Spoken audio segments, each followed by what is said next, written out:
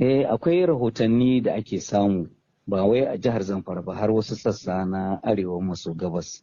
Jirage musamman irin masu saukar ungulu da wasu masu haƙar ma'adanai kan yi amfani da su. Ana zargin cewa akan ɗauki makami a kai daji wajen 'yan ta'adda. Kuma sannan ana amfani da waɗannan jirage a ɗebi gwal da ake haƙowa a wasu sassa na jihar Zamfara su ƙasar waje. Wannan magana ta yi ƙarfi domin har a yanzu da ake magana a Dubai akwai kasuwa ta gwal ɗin Najeriya. Gwamnati na asara, jama'ar ƙasar nan suna asara, shi yasa aka ce an dakatar da haƙar gwal ɗin nan wanda duk ba gwamnati ta sashe ba. Sannan kuma duk wani jirgi da aka ga yana shawagi a wannan yanki an ba da umarni ga jami'an tsaro su ɗau mataki a kansa. A baya an yi irin wannan hani na haƙar gwal a jihar ta Zamfara, amma kuma da alama abin bai yi tasiri ba. Ai hakan da ake yi iri biyu ne. Akwai waɗanda suke da lasisi da izini su, akwai kuma waɗanda suke bugar kirjinsu suna yi saboda watakila sun isa ko kuma za su yi kariya ko hani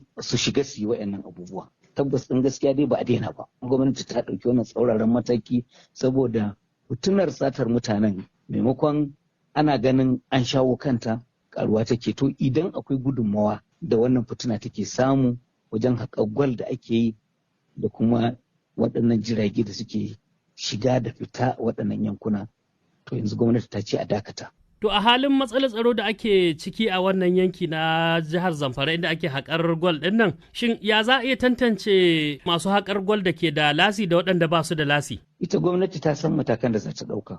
Wanda aka ba shi izini an san shi. Abin nan ba wai 'yan Najeriya kawai ke shiga cikin wannan kwamacala da ake yi a wurin nan ba. Akwai mutane da yake musamman daga ƙasar waje ma suke shigowa. Su keɓe guri, su samu sansani nasu, su ɗebi arzikin da Allah ya bamu su gudu da shi, kuma su taimaka wajen wannan fitina da ake yi ta kawo makamai ga mugayen mutane da suke waɗannan dazuzzuka. Saboda haka gwamnati ba za ta bari a ci gaba da irin waɗannan abubuwa ba.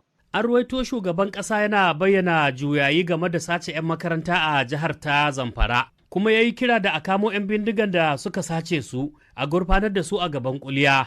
Baka jin wannan kira tamkar dukan kura da gwada ne, kamata ya a ce an yi wani abu zazzafa fiye da hakan?